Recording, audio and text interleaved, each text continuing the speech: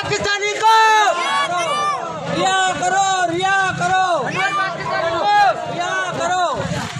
We want justice. We want justice. We want Anwar was. Anwar was. Badera shahi, Badera shahi. Police गर्दी, police गर्दी, police गर्दी, police गर्दी। रिहा करो, रिहा करो। खणी वही है, बेडो बेगुनाह खणी वही है। ते कंहिं न कंहिं आसे ख़ुदि कुझु बि कोन्हे। मुंहिंजो बचो बीड़ी बि कोन पीअंदो आहे,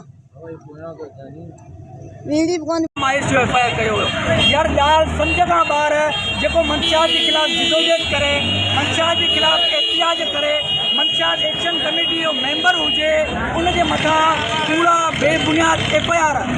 अफ़सोस में चवणो पए थो या अनवर पाकिस्तानी मंशा जो डीलर हुजे हा त ख़ुदा जो कसम ही बचनि जी हीअ हालत कोन हुजे हा। अगर अनवर पाकिस्तानी मंशा जो डीलर हुजे हा त उनजे बचनि जी, उनजी अम्मा जी हीअ हालत कोन हुजे हा।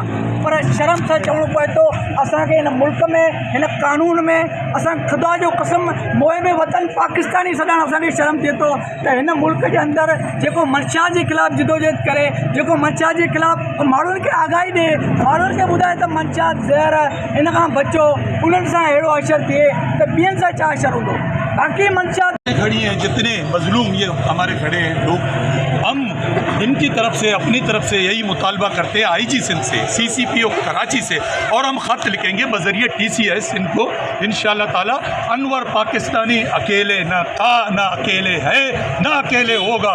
अगर इसी तरह मजलूमों के साथ जुल्म हुआ, अब इसी तरह खड़े